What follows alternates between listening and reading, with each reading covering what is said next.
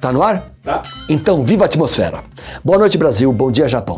Hoje, a Rádio Papagaio de Araras enviou uma história muito interessante sobre a influência do rádio no comportamento das pessoas. O dia em que o rádio abduziu um ouvinte. Aconteceu com o humorista Renato Corte Real. Era 1962 e o Renato estava dirigindo o seu Fusca 1959, que se chamava Sebastian. Renato ia em direção à TV Record, próxima ao aeroporto de Congonhas. No programa sintonizado na rádio, ele ouvia Randall Juliano, um locutor, voz linda, entusiasmado, e convidando os ouvintes para irem ao Pacaembu, onde haveria uma partida de Santos e Corinthians, ou algo desse tipo. Renato foi abduzido pela voz do locutor que insistia: venham todos ao Pacaembu, um momento extraordinário, um clássico imperdível, vamos todos ao Pacaembu, aquela emoção toda e tal. E Renatão ali, né?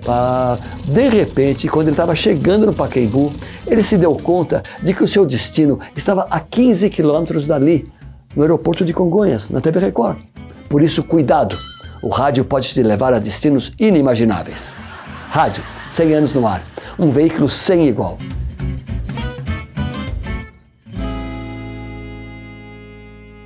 Ô Nilo, você sabe que havia uma coisa curiosa. Nós tínhamos uma equipe boa, excelente, aliás, de pessoal do futebol, né? Que era comandada nada mais, nada menos por uma pessoa pela qual nós temos um grande respeito, que é o Osmar Santos. O pai da matéria. O pai da matéria, o garotinho, o pai da matéria. Extraordinário, né? Eu não sei se você concorda, mas eu acho que a narração esportiva é antes do Omar e depois do Osmar. É isso ou não? A minha impressão é essa.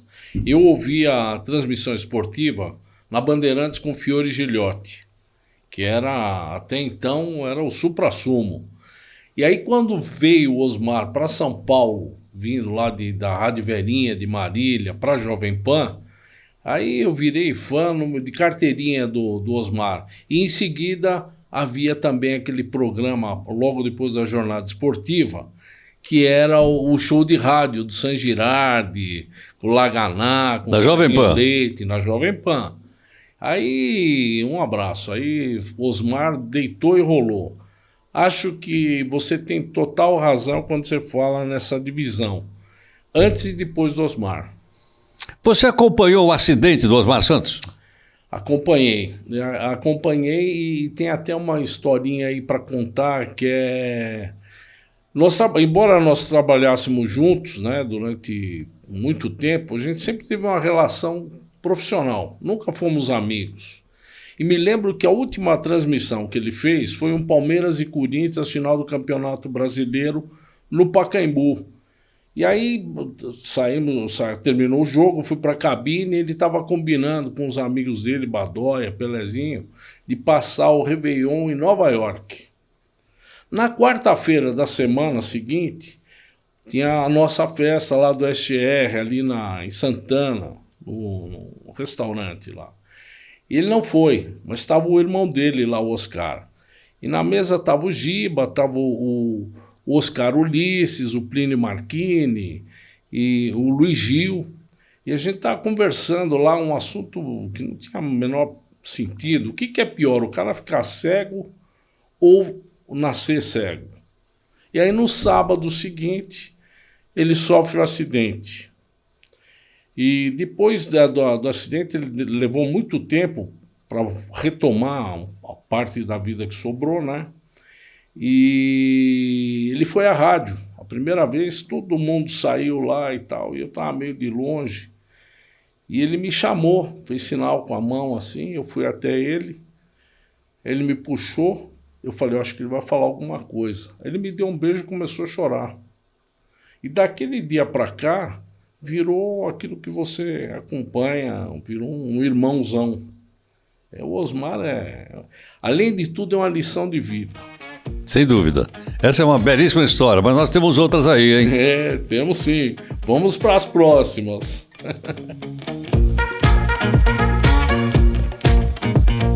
E olha só com quem que eu tô conversando aqui hoje em mais um episódio dos 100 anos de rádio aqui no Brasil, a nossa websérie, a jornalista Maiara Bastianello. E aí, Maiara, tudo bom? Ai, tudo bem, uma honra estar aqui conversando com vocês. Ser convidada para uma série dessa, né? Que responsabilidade. Imagina, olha, eu agradeço muito você ter vindo aqui e ajudar a gente a levar um conteúdo relevante pro pessoal que tá acompanhando aqui essa websérie comemorativa de 100 anos de rádio. Ô, Maiara, agora, como é que começou a sua história com o rádio? Então, a minha história com o rádio começou por acaso, muito por acaso. Quando eu fui fazer faculdade de jornalismo, lá em Cascavel, interior do Paraná, eu dizia, ai não, eu faço qualquer coisa menos rádio. Não, nossa, nada. Não sei por quê. Acho que talvez eu não tenha tido o que os outros colegas tiveram de ter uma criação inspirada pelo rádio, né? Meu pai ficava mais na televisão e tal, e eu queria trabalhar em impresso. Só que com o tempo, a vida foi levando, né? Então, assim, eu de Cascavel, no Paraná, uma universidade totalmente desconhecida, particular, eu não tinha nenhum contato em São Paulo e abri um trainee da Band em 2008. Falei, imagina que eu vou passar nisso. O pai falou, não, vai. Meu pai falou, vai, faz o trainee, vamos ver. E eram, sei lá, mais de 6 mil pessoas só na parte de prova escrita. Então, Mas em 2008 você já estava formada? Em 2008 estava formada já. Eu trabalhei em TV por 1 ano e pouco, mas não foi. E é engraçado isso, né? Não foi muito o que eu sonhava, saí e fui fazer trainees de várias coisas. Então, eu atirava para tudo que era canto. Eu atirei na Mondelez, atirei na Seara, atirei em um monte de lugar. E abri o trainee da Band. Eram 15 vagas e deu mais de 6 mil pessoas ali só na prova escrita. Então, fiz a prova online, passei, vim para São Paulo fazer a prova escrita. Foi a primeira vez que eu estive em São Paulo, nunca passei por São Paulo na vida. E fui passando.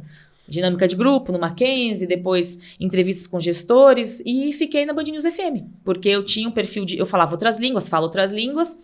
E na época, acho que a Band News FM estava com esse perfil de ser uma rádio mais com foco internacional. E acabei ficando, e é isso, né? A gente vicia. Isso foi em 2000 O processo começou em 2007. Em março de 2008, eu estava começando no Grupo Bandeirantes, fazendo trainee, rotatividade e tal. Mas parei na Band News FM, onde comecei como produção. Então, passei por todas as etapas lá.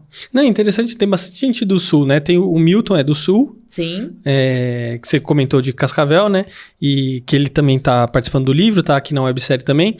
A Olga Bongiovanni. Sim, de Cascavel, da minha cidade. CBN Cascavel. A gente, inclusive, participou lá do programa da Olga, falando do projeto 100 anos de rádio no Brasil. É verdade, eu vi no Instagram dela alguma coisa. Então, é isso mesmo. Então, a Olga é de Cascavel também. A Olga era da época da Band, né? Em Cascavel e tudo mais. E aí eu olhava e dizia, caraca, né? Olha que demais. Eu sabia que eu queria ir embora, mas não sabia como. Como é que eu ia embora? Pra onde que eu ia? Não tinha ninguém aqui em São Paulo. E acabei ficando na Band e, em consequência, na Band News FM. Amei rádio, assim. Não tem como, né? Não amar. Não tem. Não dá. Ô, Maiara, agora deixa eu te perguntar. Porque tiveram algumas coberturas aí bem tensas aí que você... não sei se a palavra, né, vivenciou, talvez, né, experimentou. Vivenciar mesmo, né? A gente entra ali e navega, imerge mesmo. Quais foram as coberturas mais tensas, assim, que você teve, que você lembra? Olha, bom, então, eu fazia produção, né? Então, basicamente, em 2008, eu comecei produzindo. Então, cara, eu produzia o que você imaginasse. Então, tem uma série sobre não sei quantos anos da queda do Muro de Berlim. Eu ia lá, ligava pro exterior, marcava gente, conseguia, tal. Mas só ficava na redação. E aí, nunca tinha feito reportagem de campo fora, né? Eu fazia alguma coisinha ou outra ali pra rádio. Às vezes era uma coisa que o âncora lia, não era eu, mas que eu escrevia, eu editava, fazia e tal. E não me importava, porque o meu negócio sempre foi produzir. Só que aí um dia, assim, era um fim de semana, e aí aconteceu a Boate Kiss, né? Minha família é toda de Santa Maria, no Rio Grande do Sul. E aí eu já cheguei pra trabalhar no domingo de madrugada, que eu tava de plantão, por coincidência. Não, olha, pegou fogo numa boate, morreram, sei lá, 10 pessoas. Aí eu já comecei a ficar meio desesperada, porque eu falei, poxa, eu tenho primos lá, meu tio dá aula na Federal. Falei, nossa, mas... E aí foi tomando uma proporção absurda. Então a gente, lá da redação, conseguiu... Eu e o Pablo Fernandes, na época, a gente conseguiu colocar a gente no ar, bombeiro no ar, cara DJ no ar, gente da banda no ar. Foi incrível que a gente conseguiu fazer de longe, porque Porto Alegre demora pra chegar lá, é umas 3 horas. Então a gente acionou nossa praça estava a caminho. E enquanto isso, a gente não pode, é uma rádio de notícias 24 horas, você não tem como. Não, vamos esperar? Não, é a notícia rolando, não é esperar pro jornal do meio-dia. Sim. Na hora. E a gente foi colocando gente no ar, eu no Facebook, mandando mensagem pra todo mundo, galera respondendo, na época era fácil. E a gente foi colocando gente no ar, até que uma hora o negócio começou a crescer, assim, absurdamente, né? Começou, acho que mais de 100, eu não lembro exatamente. E aí, na época, o chefe da época, que não tá mais lá, falou assim, queria mandar uma colega para fazer. Eu falei, cara, Assim, eu não tenho experiência nenhuma em cobertura, mas eu sou de lá, minha família é de lá. O ginásio onde vão ser os velórios é onde eu brincava quando era criança. Então, assim, eu me mandaria. Aí foi o que ele fez, ele me mandou e eu passei uma semana lá em Santa Maria, porque realmente você vivencia porque você se insere ali na comunidade para entender o que está acontecendo, para saber as coisas. Então, fui e fiquei lá uma semana fazendo a Boate Kiss e era um negócio totalmente novo, né?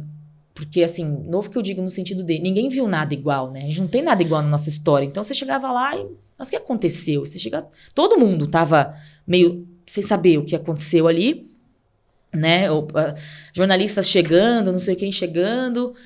E aí, você vendo helicóptero por tudo que é canto. E foi muito, muito louco, assim. Porque nesse dia que eu conheci o Márcio Campos e a Eleonora Pascoal, né? Os repórteres da época da Band. E eles tinham direito a um helicóptero, né? Daí eu indo de avião, assim, a caminho de lá. Eles, não, a gente tem direito a um helicóptero. Eu falei, nossa, né? Como a TV é suntuosa, né? Eu tô indo lá, vou descer, o motorista vai me buscar, mas vamos de carro. Pô, legal. Aí, encontrei o motorista da rádio. Fulano, vamos. A gente se encaminhando pra Santa Maria, toca meu celular.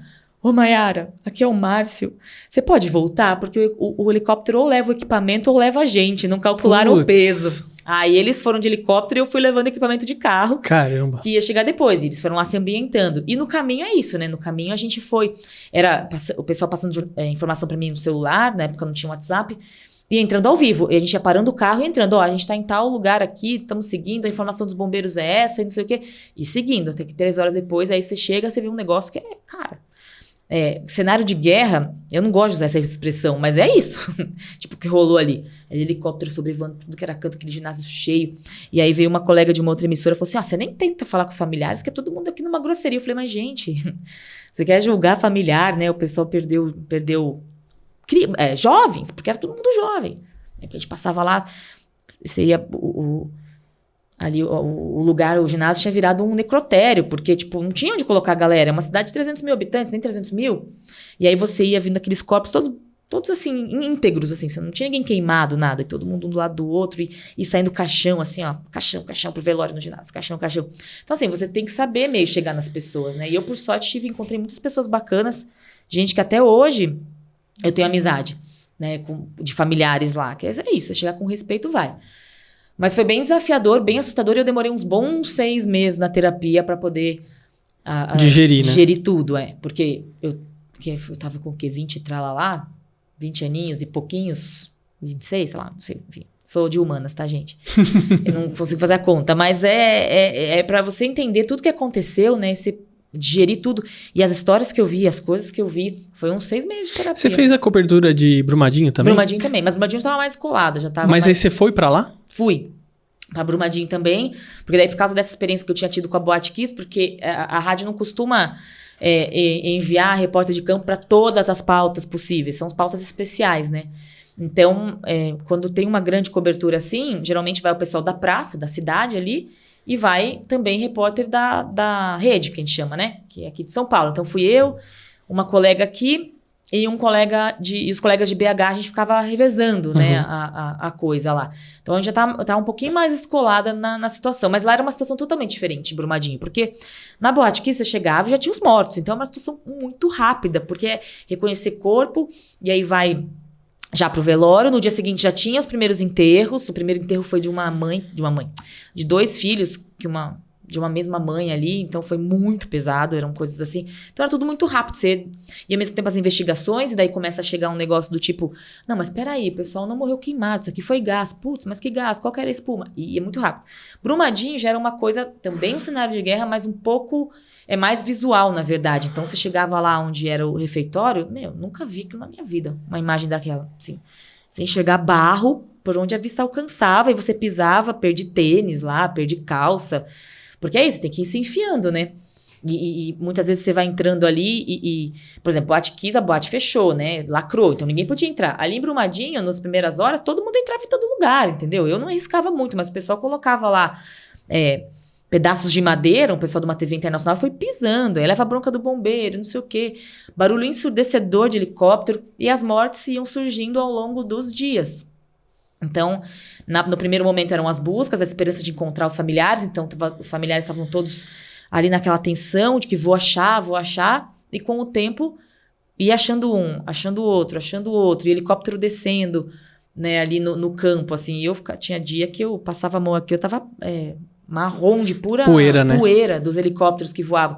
E aí era aquele estresse, né? Porque você tá no estresse de entrar com a informação, né? Que você mesmo se produz, né? Então, não tem um produtor ali que vai com você, é você. Então, você vai conversando com um, com o outro.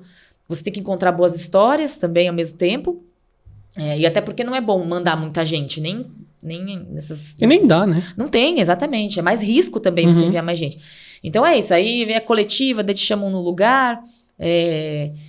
E aí aquele barulho dos helicópteros vai te enlouquecendo, porque é o dia inteiro de helicóptero, o dia inteiro, os helicópteros subindo e descendo, subindo e descendo, subindo e descendo. Agora, Mayara, como é que você segura a emoção nesses tipos de cobertura, assim?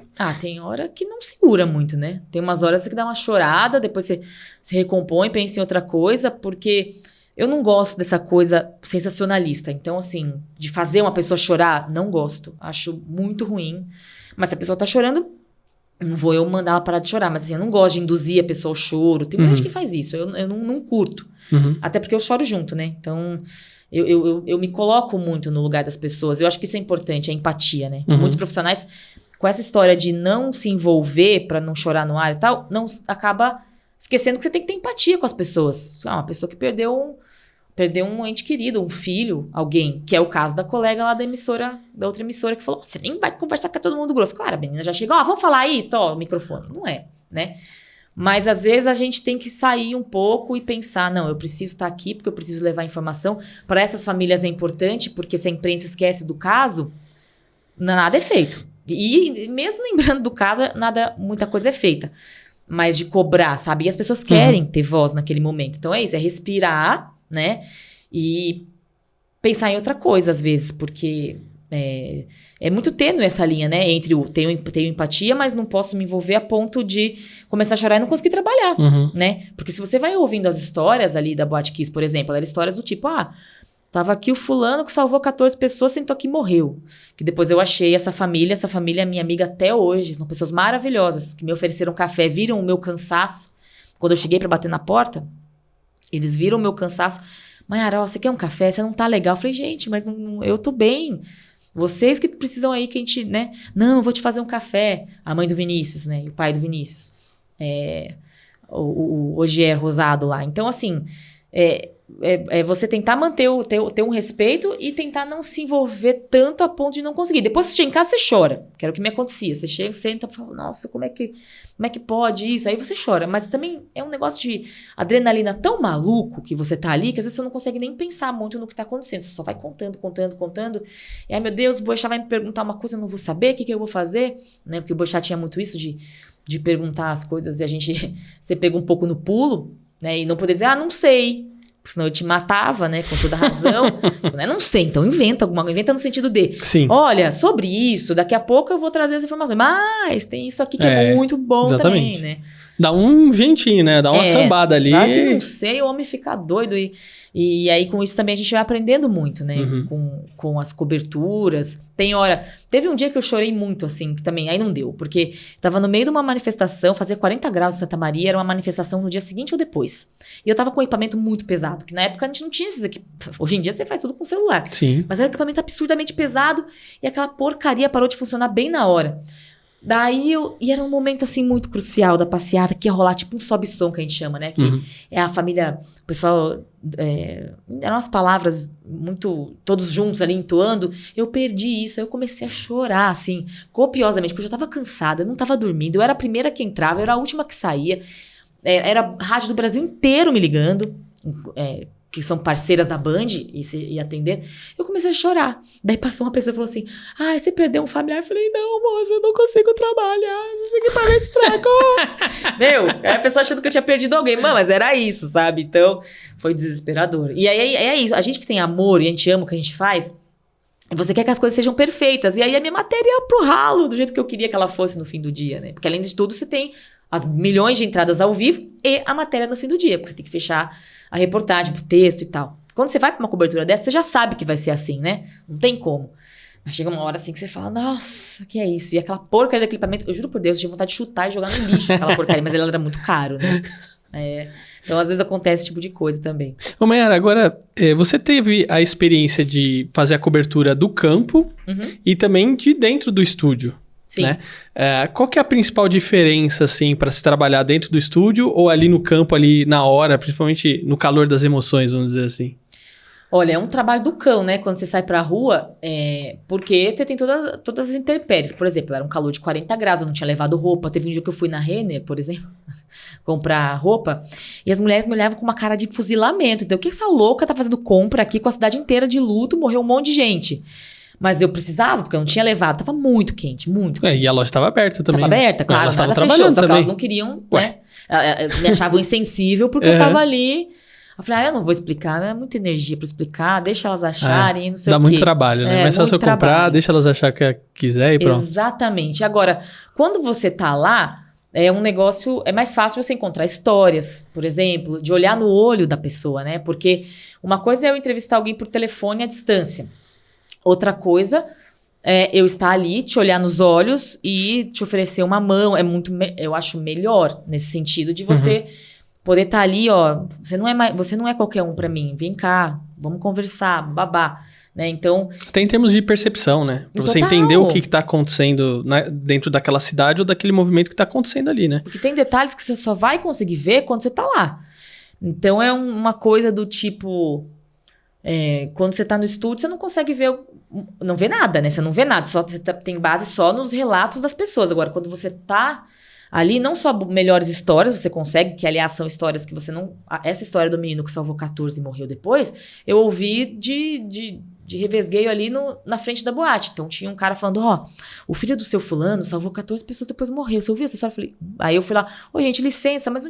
não, realmente, a casa dele é aquela ali lá. Daí eu fui descendo a pé até a casa dos pais do Vinícius, que foi onde eu conheci essa história. Coisa que no estúdio você não consegue, mas que naquele momento não tinha outro jeito, tinha que ser do estúdio, né?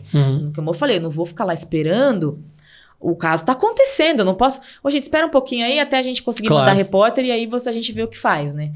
Então, a gente tinha conseguido, a gente colocou um monte de autoridade. E aí, pelo estúdio, eu ia muito nas redes sociais, né? Na época tinha, não lembro qual que era o aplicativo, que as pessoas faziam vídeo e ia na hora pro ar, aparecia a localização de onde a pessoa estava fazendo esse vídeo. Então, por exemplo, se eu entrava no mapa do Brasil e mapa do Rio Grande do Sul, aparecia os videozinhos que as pessoas estavam fazendo em Santa Maria. Então, por ali eu via quem estava fazendo transmissão ao vivo, que eram os primórdios ali das transmissões meio ao vivo nas redes sociais, entrava em contato e a pessoa entrava ao vivo com a gente. Isso é se ela topasse, né? E é muito mais fácil também você conseguir que a pessoa te dê entrevista quando você está no tete-a-tete, né? Não no telefone. Mas é um pouco mais trabalhoso. Mas, por outro lado, você não tem essas coisas de... Cara, 1000 coisas acontecendo aqui, helicóptero voando, um calor do cão, galera chorando aqui, o outro não sei o que ali, e você tem que entrar ao vivo, né? Mayara, eu quero continuar falando sobre essas matérias impactantes, mas a gente tá aqui com um estagiário, que é o Duda. E o Duda, eu pergunto... Duda. E o Duda, inclusive, ele trabalha lá com o Arley. Maravilhoso Arley, um beijo pro Arley. Ele é estagiário do Arley, então ele tá estagiando um tempo aqui durante essa websérie. E eu perguntei pra ele, falei pra ele levantar pra gente quem que foi que inventou o rádio. Vamos ver o que ele descobriu então. Vai lá, Duda.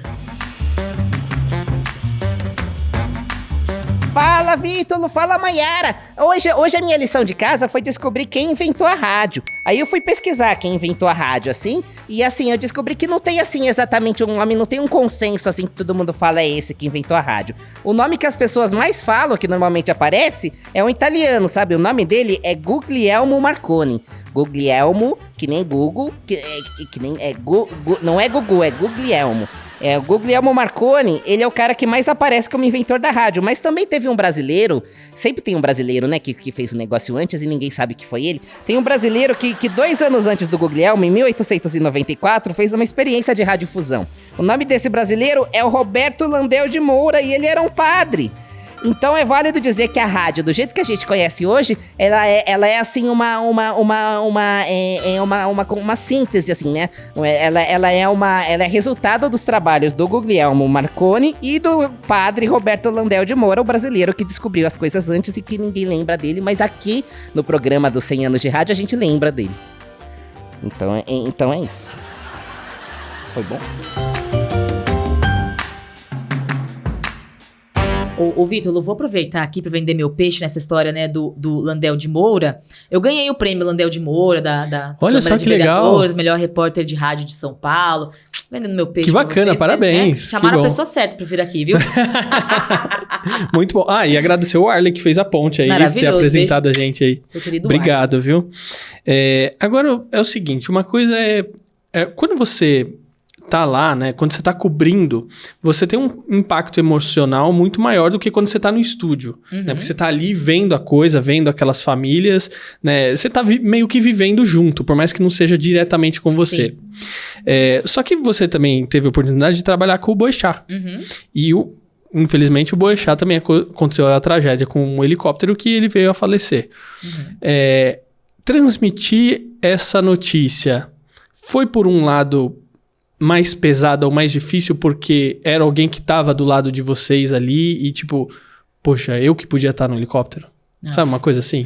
Cara, foi o dia mais difícil da minha vida em jornalismo.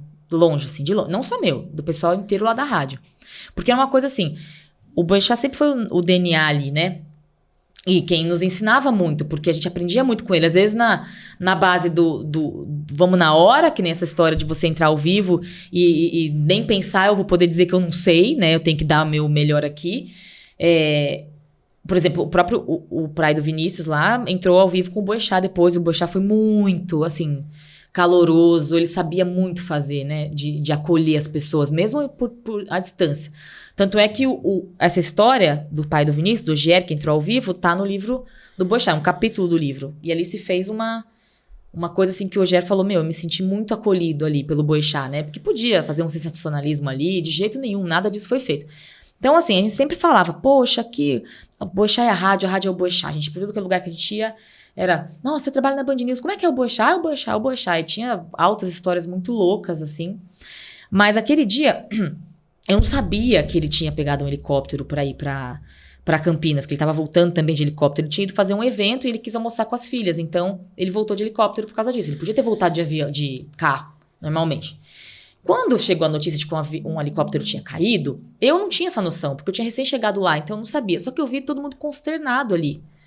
E geralmente, quando cai um helicóptero, realmente, a redação fica meio polvorosa, mas a gente aguarda para pegar as informações. Diferente quando é uma queda de um avião, que tem 200 e tantas pessoas a bordo. Quando é um helicóptero, a gente sempre fica ligado para saber quem é e tal. E aí, quando aconteceu tudo aquilo, eu comecei a ver uma movimentação muito estranha ali, que normalmente não se via. E aí o meu chefe, o Felipe Félix, na época, falou assim, olha, Nayara, a gente acha que esse helicóptero é do Boechat. Então, e eu ficava muito na retaguarda de ligar para Infraero, de ligar para Campo de Marte, essas coisas eu fazia um pouco de apuração na hora também. Todo mundo ali faz um pouco. E eu acho que eu liguei para Infraero, e aí o cara não me passava informação de jeito nenhum. Aí eu falei, vou abrir. Aí eu falei, é o seguinte, eu preciso te passar uma informação, esse helicóptero a gente acha que é do Boechat. Ele não acredita. Eu falei, a gente acha que é. Então, assim, o que você puder me passar de informação, eu não te pediria isso se não fosse importante assim. Aí ele acabou me passando. Com o tempo, iam passando os acontecimentos, daí eu começava, do nada eu vi a nossa diretora chorando, entrando na redação chorando, foi amparada por outros colegas, aí na hora já vi o que tinha acontecido, aquilo já me arrepiou inteira, daí a preocupação era não passar para Carla Bigato, que estava no ar, no momento que tinha acontecido, porque ela estava no ar, imagina, a gente chegar lá e sussurrar no ouvido dela um negócio desse, ela ia ter, né, não era, né, não tinha como. E lá é tudo envidraçado, então assim... Só que a pessoa vê, né? Então, aí a ordem era a seguinte, gente, confirmou, era o helicóptero do Boechat, eu preciso que vocês não esbocem reação agora, tentem, se precisar segura sai. A postura, né? Se você precisar, sai, para respirar, para chorar, o que for, mas não demonstra aqui dentro por causa da Carla. E foi o que a gente fez. Então, naquele momento, isso é muito isso, assim. Todo mundo ali que estava na redação sentiu a necessidade ali na hora de trazer informação para o público, né? Não, tudo bem, vamos ser frio, vamos segura o negócio, porque alguém precisa segurar a onda. E eu lembro de uma colega minha, a Sara, até hoje está lá, a Sara Tavares, ela embarcou nisso de uma forma que ela pegou para ela a responsabilidade, porque ninguém estava conseguindo se segurar ali. Todo mundo saindo para chorar e ela pegou para si aquilo e ela foi abastecendo o ar com informação até o momento em que a gente acho que não lembro, mas foi o Barão que entrou ali, até alguém poder tirar a Carla de lá de dentro, levar lá pro fundo, explicar o que tinha acontecido. Ela se debulhou em lágrimas, óbvio, né? E aí a pessoa, acho que foi o Barão, que entrou no ar e deu a informação de forma mais calma. Mas é impossível, porque quem tinha o contato com ele todos os dias não era o meu caso no momento, porque eu tava fazendo mais um horário mais tarde, eu fazia o Reinaldo Azevedo, que é o horário contrário ali, né, da tardezinha. Mas, assim, tinha pessoas ali que conviveram com ele a vida inteira dentro da rádio, que tinha, assim, de visitar a casa, de frequentar. Sem contar que, por mais que houvesse rusgas ali, estresse do momento, cara, ele ensinou todo mundo muito lá. Assim, cada um tem a sua própria história com ele.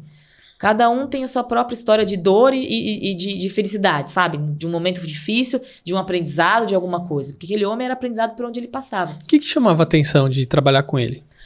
O que mais me chamava a atenção, que é uma coisa que eu levo até hoje, tento levar, era o fato que ele passava o celular dele pros ouvintes no ar, né?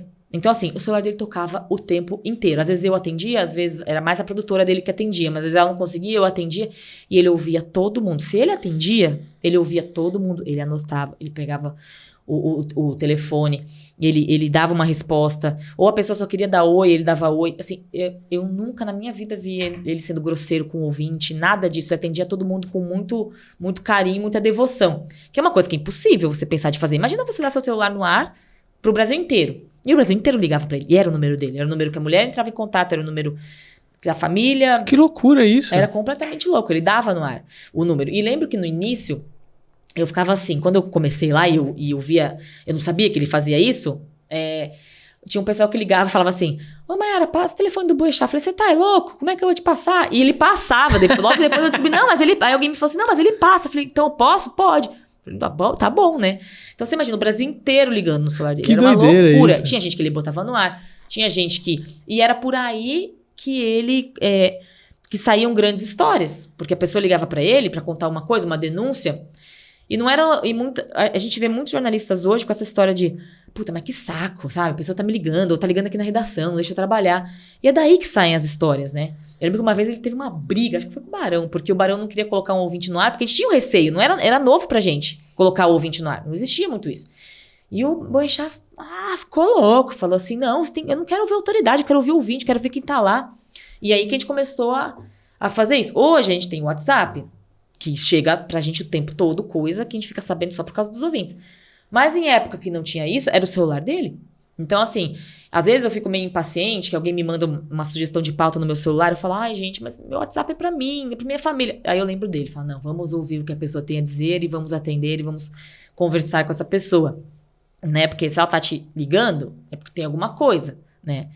Então, acho que foi uma lição, acho que a principal lição pra mim que ficou é essa atenção, né? Que ele dava, esse amor que ele tinha.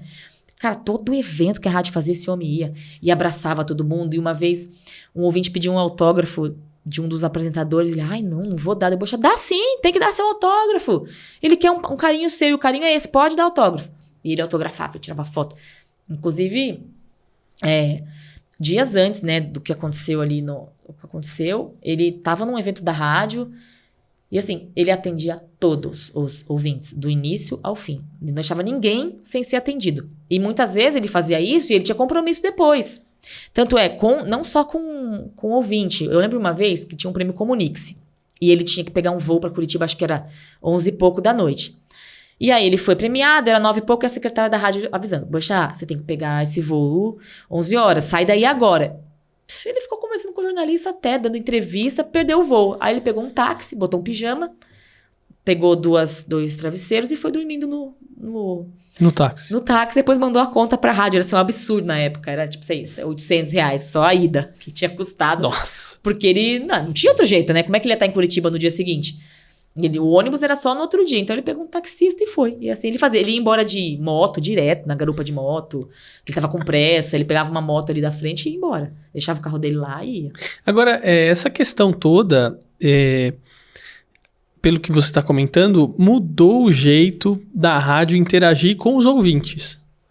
Porque, principalmente com o advento da tecnologia, né? Então, porque começou com o negócio de internet, aí veio e-mail. Então você podia mandar e-mail para a rádio. Aham. Aí, pô, agora você tem rede social. Então a pessoa pode interagir. Ah, agora você tem o WhatsApp. Você manda direto ali uma informação. E essa interação com os ouvintes, pelo que você está dizendo, agrega mais ainda para a programação. Porque tem coisas, não tô sabendo isso aqui. O ouvinte mandou. E aí vocês, um ouvinte aqui, fulano de tal, tá mandando aqui pra gente que tá lá e aconteceu assim, assim, assim.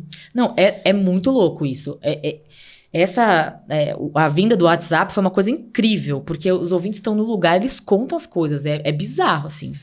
A gente tem ouvinte pela cidade inteira, é como se a gente tivesse repórter em todos os cantos do país, porque eles mandam mesmo, eles divulgam mesmo, eles passam informação, muitas pautas, muitas coisas começaram assim, tô vendo um princípio de incêndio não sei aonde, depois virou um negócio gigantesco, assim. E na época de e-mail não era tão rápido, porque você tinha que abrir seu e-mail, escrever, botar o endereço, botar a foto era um caos, porque a internet era péssima.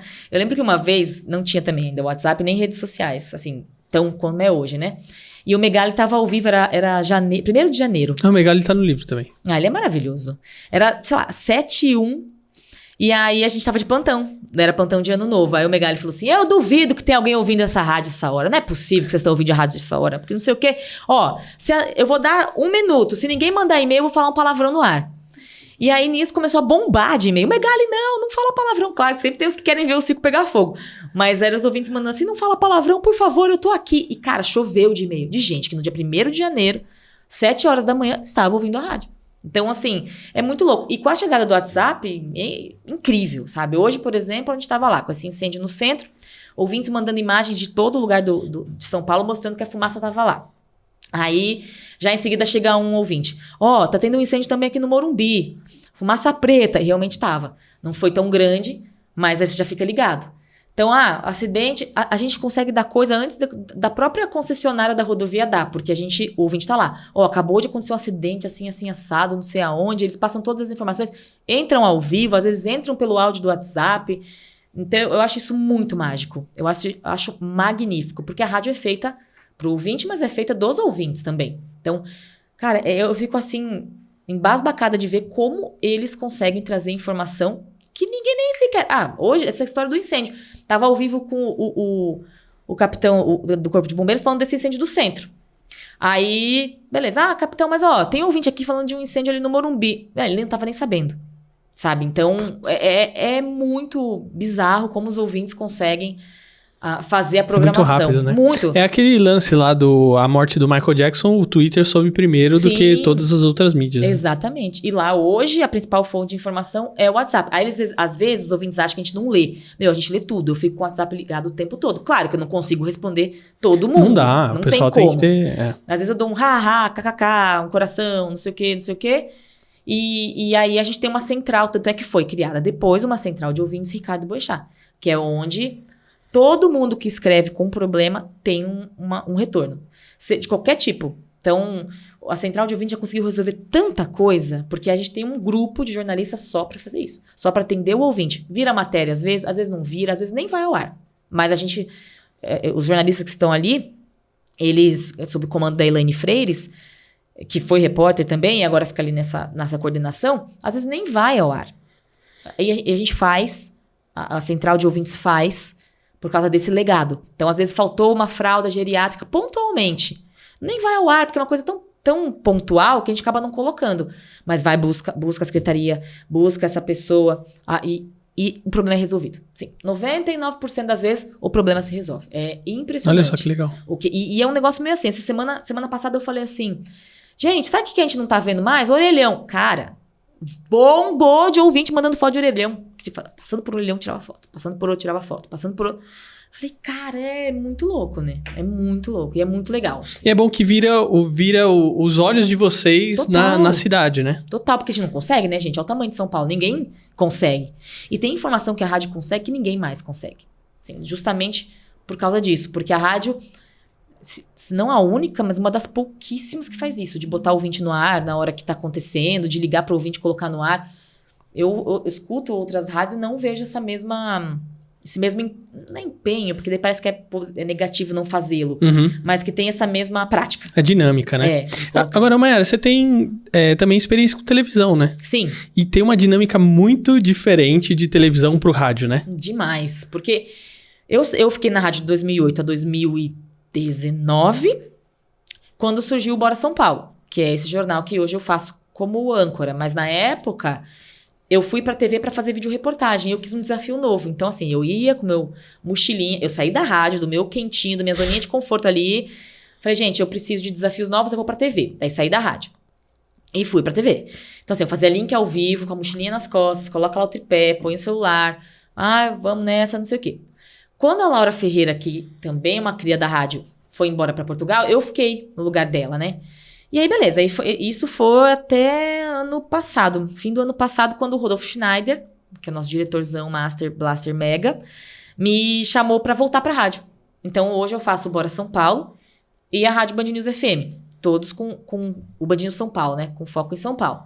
Então, assim, a TV tem um negócio que se não tem imagem, não tem matéria, não tem reportagem, não tem, às vezes, nem link. E rádio não, você conta a imagem é a sua voz, digamos, porque é você que vai narrar. A gente tá aqui no estúdio podcast, essa mesa cinza, mesa de madeira. Olha, o meu copinho tá cheio de água, é um copinho laranja, por dentro é laranja, tá cheio de água. O Vítulo tá usando uma camisa xadrez. Então, assim, a gente aprende a arte de descrever e fazer as pessoas verem. E na TV, não. Na TV, o cerne da TV é a imagem. Então, se não tem imagem, não tem. Não tá mudando isso um pouco por causa do YouTube? Sim, muito. O que pra mim eu acho uma pena, porque eu adorava ir descabelada pra rádio, agora não dá, né? Você tem que ir bem arrumadinho. Mas ainda dá pra fazer uma matéria sem a cobertura da imagem, não dá? Na TV? Não, no YouTube. Por exemplo, você tá falando do rádio, né? Hoje o rádio também é transmitido via YouTube. Isso. Então eu tava te comentando aqui antes da gente gravar que eu escuto rádio no YouTube. Sim. Eu escuto meus podcasts no YouTube. Então, hoje é a minha plataforma preferida. Então, só que assim, quando eu tô lá trabalhando no computador, eu tô escutando o YouTube, ele tá de background ali, ele tá de pano de fundo tocando, eu não tô vendo a imagem, eu só tô ouvindo o áudio. Se tem alguma coisa que, peraí, isso aqui me chamou a atenção mais, deixa eu ver a reação deles falando. Aí eu vou lá no YouTube, volto um pouquinho e assisto, né? E na rádio, tá se criando essa dependência de ter a imagem para as matérias ou não? Vai fazendo ainda da mesma maneira? Sim, a gente faz da mesma maneira, exatamente. Rádio continua sendo rádio no sentido de não preciso ter a imagem, óbvio, né? Eu preciso ter alguém que saiba do que tá falando. Então, eu preciso ter alguém... Também não posso ficar inventando coisa. Eu sei de narrador de futebol que tava fazendo tubo ali, que a gente chama, que é quando faz a transmissão por televisão, que caiu a transmissão, ele continuou falando como se estivesse rolando o jogo. Inventando da cabeça própria. Mas não é isso, tá? Então, assim, você tem que ter um mínimo de noção do que tá acontecendo. Então, às vezes, a Band tá transmitindo, o Band News TV tá transmitindo alguma coisa, eu tô vendo as imagens, eu tô narrando as imagens pra rádio, né? Mas, cada vez mais importante esse mix. Então, às vezes, até o Flávio Rico esses tempos falou. E a gente tomou uma bronca com razão do Flávio Rico. Porque era um negócio, assim, eram umas imagens de câmera de segurança. Eu e a Sheila, que faz o Band News São Paulo comigo, a Sheila Magalhães, que é diretora da rádio, a gente começou a falar das imagens como se todo mundo estivesse vendo a imagem, né? E a gente tava falando só pro YouTube. Não, gente, tem que pensar que a rádio é feita pra galera que não tá vendo. Daí a gente começou. Não, olha ali, olha isso aqui, olha aqui. Olha lá, vocês estão vendo lá, né? O cara acabou de passar. Eu não lembro o que era, mas assim, eu lembro que era tipo um circuito de segurança. E a gente... Aí o chefe depois chamou. Gente, olha o que vocês fizeram. Vai lá e ouve o que vocês fizeram depois. Aí eu falei, ai, nossa, é verdade. Aí no dia seguinte o Flávio Rico falou, olha... sempre excelente, Band News São Paulo, tem que cuidar, que às vezes peca em alguma coisa. Não. Mas é que eu acho que isso aqui acontece também, assim, é ruim, foi um erro, uma pisada de bola, assim, mas assim, vai virando tão rotineiro e vocês vão entrando naquilo que, assim, você não percebe. Não é uma coisa assim, não, vamos fazer pra sacanear. Não. Óbvio que não, tem que se policiar, entendeu? Porque exatamente. A gente tem o retorno do YouTube também, entendeu? Então a gente tá vendo que no YouTube tá passando isso, e aí na nossa cabeça, automaticamente, quem tava no carro, tava vendo. E, gente, não tava, pelo amor de Deus. Por enquanto. Tão revoltada. Por enquanto. Por enquanto. Mas nem sei se por enquanto, quando você tá dirigindo, você não pode ver a imagem, né? Senão você bate o carro. Mas aí, e a gente morreu de vergonha, porque realmente todo mundo ali tinha razão. Mas é que foi uma empolgação, entendeu? Então, a ordem é sempre, gente, pra quem tá na live, a imagem que tá rodando é a seguinte, aí você descreve, né? Que nem quando a gente faz a previsão do tempo, que aparece a imagem ao vivo de São Paulo. Da imagem ao vivo de São Paulo, pra quem não tá na live, vou explicar. Tem uma névoa preta da poluição, babá. Mas a gente se empolga, sabe? Então, e muitas das coisas que hoje a gente tem uma sinergia, como a gente chama? Uma integração muito grande do grupo. Então, por exemplo, eu faço o Bora São Paulo de manhã. Aí, durante o Bora São Paulo, eu já vou separando alguns assuntos que podem render pra rádio.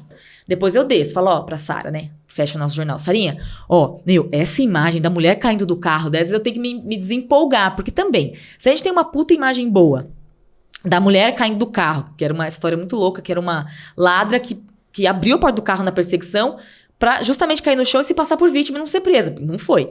Falei, nossa, a imagem... Só que não tinha pouca informação. Então não se sustenta na rádio, então já caiu.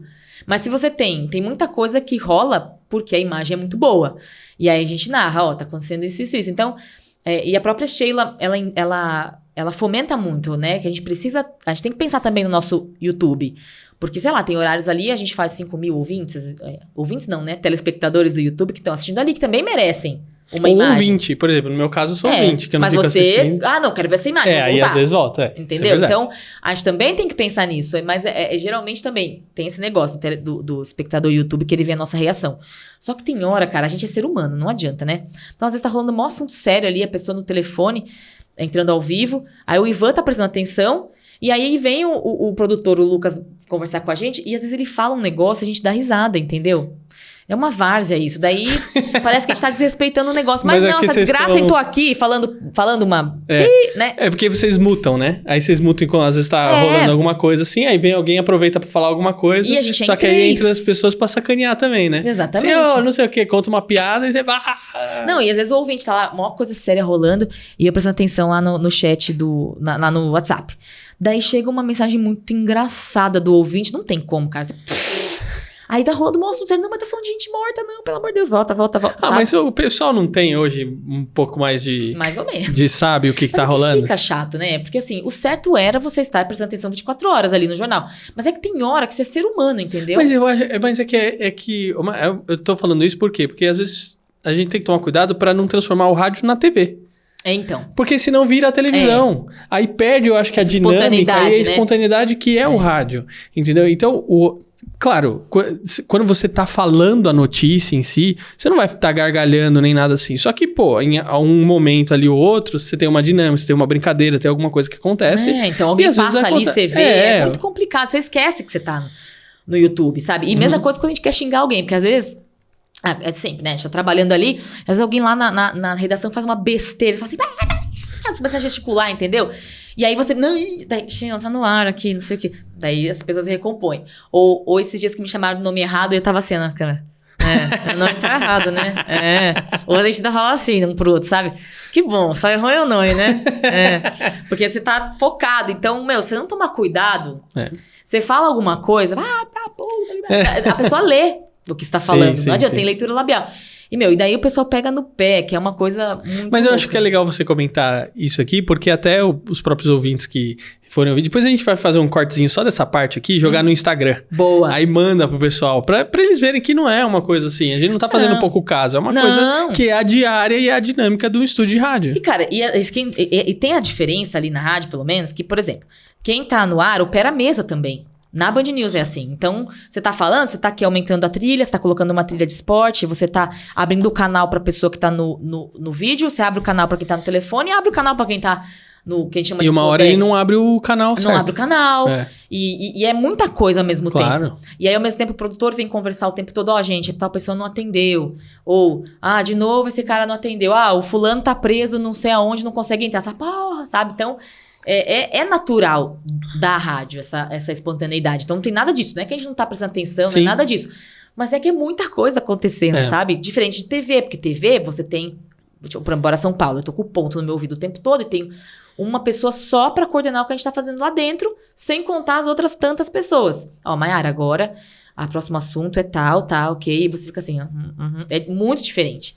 Lá na rádio, não tem ponto. Então, o produtor que entra lá e fala alguma coisa. Aí tem vezes que tá no comercial, por exemplo, e aí a gente tá batendo papo, né? No comercial a gente bate papo sobre jornal, sobre coisas da vida, e a gente tá conversando sobre alguma fofoca, sei lá, aí entra o produtor. Porra, Lucas, a gente tá num assunto mó sério aqui, você tá atrapalhando a fofoca. Aí ele fica todo sem graça, sabe? Porque às vezes você tá tão interessante o assunto e o produtor entra pra falar uma coisa do jornal. Não quero falar do jornal. Você tem que falar do jornal, né? Então, é umas coisas... Por exemplo, como a gente tem que prestar atenção em tudo? Sei lá, às vezes tem um comercial de... Sei lá, tá entrando um comercial sobre balas Juquinha, né? E aí, por acaso, naquele dia, uma criança morreu engasgada com uma bala. Então, cara, não dá pra você pegar e colocar no mesmo... É muito estranho. Não, porque a criança morreu engasgada com a... Ai, que horror, né? Tô chegando no extremo. Engasgada com uma bala. Aí, obrigada, falando pelas suas informações. Vem o comercial. Balas, Juquinha, não dá, entendeu? não dá. Tipo, troca, aí, né? Por isso tem que prestar atenção em tudo que tá rolando, porque fica chato. Ou então, cara, estamos num assunto muito sério, morreu alguém, blá, blá, blá, blá. E aí, em seguida, vem o comercial do Carnaval 2000, entendeu? Então, assim, são coisas... A gente tem que prestar muita atenção em tudo. E agora também com a nossa imagem. Mayara, eu queria te agradecer demais por você ter vindo aqui, bater esse papo comigo e levar esse conteúdo pro pessoal que tá acompanhando aqui nossa websérie de 100 anos de rádio no Brasil. Adorei, fiquei muito feliz. Até perguntei assim, mas você tem certeza que querem falar comigo? Comigo, né? Então. Mas é isso, né? A gente tem um tempinho de rádio, me sinto honrada. Obrigada, viu, Vitor, pelo convite. De ouvir essa pessoa acelerada, ligada no 220, que sou eu. Não, foi muito bom. Obrigado mesmo, viu? Valeu, até a próxima. E olha, você que está nos acompanhando, não esquece aqui do nosso curso de como produzir o seu programa de rádio ou podcast. Ó, participação Milton Jung, Heroto Barbeiro e eu também tô dando lá algumas aulas, tem a minha participação lá. E, claro, o nosso livro comemorativo 100 anos de rádio no Brasil. Olha, já são mais de 160 depoimentos. Mas... Não, gente, 160 depoimentos... Todos esses nomes que você chamou aí, gente, vocês precisam de Wi-Fi pra fazer esse curso, porque é muito pesado. É muito pesado, não dá. Liga o Wi-Fi, senão vai gastar muito dado, porque é muito peso. É isso aí, olha, espero que você tenha gostado desse episódio. Não esquece aí de deixar o seu like, o seu comentário, se inscrever no canal e, olha, compartilhar esse episódio com todo mundo que você conhece. Eu vejo você no próximo episódio. Até a próxima. Obrigado, Mayara. Até mais.